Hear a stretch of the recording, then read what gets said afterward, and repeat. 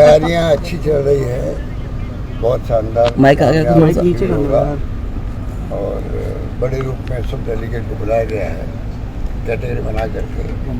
और मैं समझता हूँ कि जो चिंतन मंथन होगा वो एक नैरेटिव बनाएगा देश के अंदर।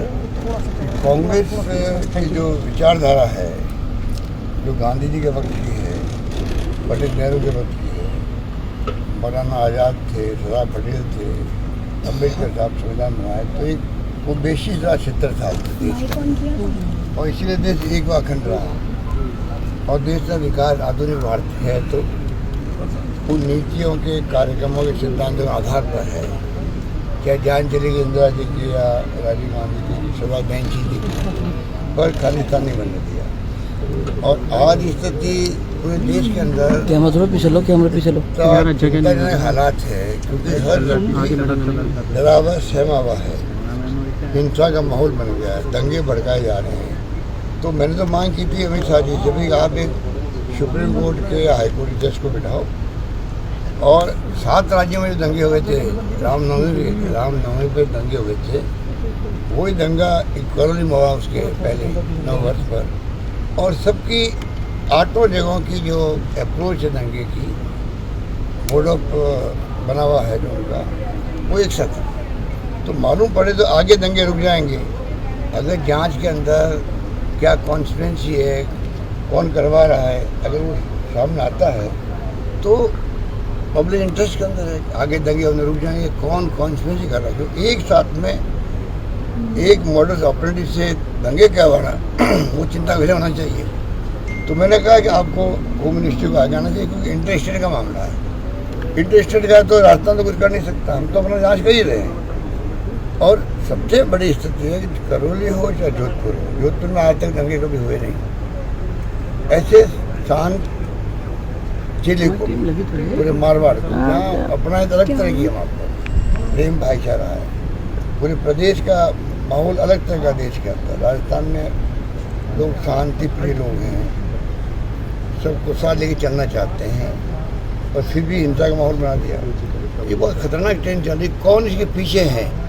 हमारी पुलिस जांच कर रही है, हमने अलग से उसके लिए कमेटी बना दी है। जांच बड़ी गंभीरता से करेंगे, जिससे कि सच्चे सामने आ सके। हिंसा ही होती है, उसको करने में हर व्यक्ति को करना चाहिए। हमने क्या दोष किया? अगर मैंने प्रधानमंत्री जी से मांग करी कि भाई आपको आगे आके देशवासियों का वो एड्रेस करो कि किसी भी कीमत पर, नंबर 1, ये जो दंगे भड़काते हैं ये एंटी सोशल एलिमेंट है, ये किसी बड़ी पार्टी के नहीं हो सकते, ना होने चाहिए। नंबर 2, इनको राज्य सरकारें इनके लिए अलग से, इनके लिए कड़ी से कड़ी कार्रवाई कर, जिससे कि यदि घटनाएं नहीं हो। प्रधानमंत्री जी को आगे आके राष्ट्र को संबोधन करने में क्या दिक्कत हो सकती है? कई बड़ी पार्टी मांग करे उनसे, ये ऐसा बिंदु है जिसमें प्रधानमंत्री महोदय को खुद को आगे आकर के, ये तो क्या, ये तो अच्छी बात है ना। पता नहीं उनके क्या सलाहकार ने क्या सलाह दे दी होगी, कुछ कारण से वो अभी तक तो उन्होंने ये किया नहीं है। कंडेम करना चाहिए। एक बार उन्होंने किया था जब सरकार बनी थी 14 के अंदर, तब उन्होंने कहा था ये लीचिंग हो रही है, ये एंटी सोशल एलिमेंट है। लोगों ने स्वागत किया उनके स्टेटमेंट को, आज भी लोग भूले नहीं हैं उस स्टेटमेंट को। अब वक्त है बहुत बड़ा, पूरे कंट्री के अंदर ये माहौल है। आप देखिए, एक राज्य की पुलिस दूसरे राज्य में जा रही है, क्या क्या तमाशा हो रहा है। पंजाब का, दिल्ली का हम देखा, राजस्थानी पुलिस को दिल्ली तक आना पड़ा। तो अब जो स्थिति बन रही है, आप खुद देख रहे हो कि बहुत ही अजीब स्थिति बन रही है, माहौल अजीब बन रहा है।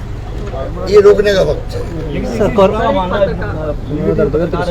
उनके दिल्ली राजस्थान की पुलिस आई, 2 जगह स्टे मिली नहीं, कैसे दे सकते हैं? कानून अपना काम करता है, हमारी दृष्टि कर रहा था। हम कभी नहीं चाहेंगे यूपी की तरह फेक एनकाउंटर हो, बुलडोजर चले गरीबों पर। बड़ा आसान काम है, ये आग लगाना आसान होता है, आग को बुझाना बड़ा मुश्किल काम होता है। वो बात लागू होती है इस प्रकार के माहौल बनते वक्त में। सर, कोरोना में 47 लाख लोग मारे जाते हैं। दूसरा, महंगाई इतनी बढ़ गई है, रसोई गैस के दाम बढ़ रहे हैं, उन मुद्दों पर बात नहीं हो रही है। ऐसे कम्युनल इश्यूज आ रहे हैं सामने, तो आप इस कांग्रेस, यही तो बड़ा आरोप है केंद्र सरकार पे भी पूरा कंट्री हाहाकार कर रहा है। नौजवान समझ नहीं पा रहा कि हो क्या रहा देश के अंदर। नौकरियां कहाँ चली गई, नौकरियां लग क्यों नहीं रही हमारी। और जो आप देख रहे हो कि जो आर्टिकल आ रहे हैं, जिस प्रकार से शोध हो रहा, रिसर्च हो रही है कि लोग निराश होकर गांव में चले गए हैं। रोजगार मांगने वाले इतने निराश हो गए हैं इस माहौल से कि हमें कोई उम्मीद नहीं है नौकरी की, तो गांव में जाके बैठ रहे हैं। अब वो आप जानते हो कि जब फ्रस्ट्रेशन आता है उनके अंदर तो कई बार कानून की स्थिति बिगड़ती भी है, घटना दुर्घटनाएं होती है, अन्याय उत्पीड़न वो होता है, महिलाओं के साथ में अत्याचार होते हैं। तो ये माहौल को ठीक करने हम सबकी जिम्मेवारी है। इसमें कोई पॉलिटिकल पार्टी की एक ही बात नहीं है, सबको मिलकर करना पड़ेगा। तो ये स्थिति बनी हुई है। सर, कानून व्यवस्था पर बीजेपी लगातार सवाल खड़ा कर रही है, कह रही है कि कानून व्यवस्था चौपट हो गया है। बीजेपी लगातार वो चौपट कर रहे हैं वो लोग, हमारी शिकायत उनसे यही तो है कि राजस्थान में कानून व्यवस्था की स्थिति बहुत ही शानदार रही है।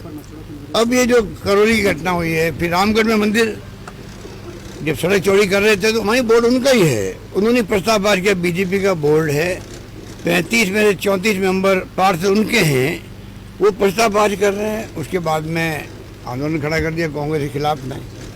ये जो हरकतें हो रही है ये उचित नहीं है। सर, इतनी ज्यादा और केंद्रीय मंत्रियों को, नेताओं को ये कहा जा रहा है कि आप हर इश्यू को लंबा खींचते जाओ, हर इश्यू को लंबा खींचो। करौली अभी तक चल रहा देश भर के अंदर, जबकि वहाँ घटना 1 घंटे की हुई। जो तनाव हुआ था, दुकानें जलाई गई, 1 घंटे में से समाप्त हो गया। और आज पूरे देश के अंदर अभी भी करौली का नाम आता है। तो आप अगर तनाव होना एक बात है, कुछ घटनाएं छुटपुट हो गई हो वो दूसरी बात है, तो दंगा भड़कना तीसरी बात है। आप दंगा भड़कने से हम लोग रोकने में कामयाब रहे हैं, ये कोई कम बात है क्या? एक कैजुअलिटी नहीं हो पाई वहाँ पर। और उसके बाद में ही बड़ा प्रचार चल रहा है। दिल्ली से कई मीडिया वाले गए वहाँ पर, केंद्रीय मंत्रियों के घर जाके तो गपशप करते हैं, बाहर जाके वो फिर बाइट लेते हैं। तो ये नाटक चलता रहता है। मैं बहुत गंभीरता से कहना चाहूँगा, ये तमाम आरएसएस बीजेपी के जो लोग हैं इनको चाहिए, आज तुम सत्ता में बैठ गए हो, अच्छी बात है, डेमोक्रेसी है। और विद ह्यूमिलिटी कांग्रेस ने हार स्वीकार करी। अब उसके बाद में समझ में नहीं आता हम कोई आपस में दुश्मन है क्या? ये तो लड़ाई विचारधाराओं की लड़ाई है। सरकार बदलती रहती है, पर जिस रूप में ये लोग ये भड़का रहे दंगों को, इसमें षड्यंत्र है, षड्यंत्र की बू आती है। और मैं समझता हूँ सामने भी आएगा। केंद्र सरकार अगर आगे आ जाए तो काम आसान हो जाएगा, क्योंकि 7 राज्यों में एक सा तरीके दंगा होना ये मायने रखता है। लेकिन टारगेट राजस्थान ही रहता है सर। राजस्थान तो टारगेट हमेशा रहेगा, पहले से ही वो तो रहेगा। सर, राजस्थान में जिस तरीके से इलेक्ट्रिसिटी का क्राइसिस है उस पर सर आप क्या कहना चाहेंगे, क्योंकि इतनी ज्यादा गर्मी पड़ रही है और बिजली की बहुत ज्यादा किल्लत है। देखिए, तो 16 राज्यों के अंदर क्राइसिस चल रहा है बिजली का, उसमें राजस्थान भी एक है। हम लोग जो बिजली खरीदते हैं मार्केट से, उसमें हम लोग अपनी बोली लगाते हैं, बोली लगानी पड़ती है। अब उसमें 12 रुपये रेट है, भारत सरकार ने आजकल फिक्स कर दी है। हम 12 रुपये तक भी खरीदने के तैयार हैं हमारी जनता के लिए, परंतु वो 12 रुपये में नहीं मिल पा रही है। वो तकलीफ, सबको तकलीफ हो रही है। तो मैं चाहूँगा जल्दी से जल्दी जो कोयले का संकट है, विदेश से मंगाना है या देश से उत्पादन जो एक्सकेवेशन करना है, होना चाहिए और ये संकट समाप्त होना चाहिए।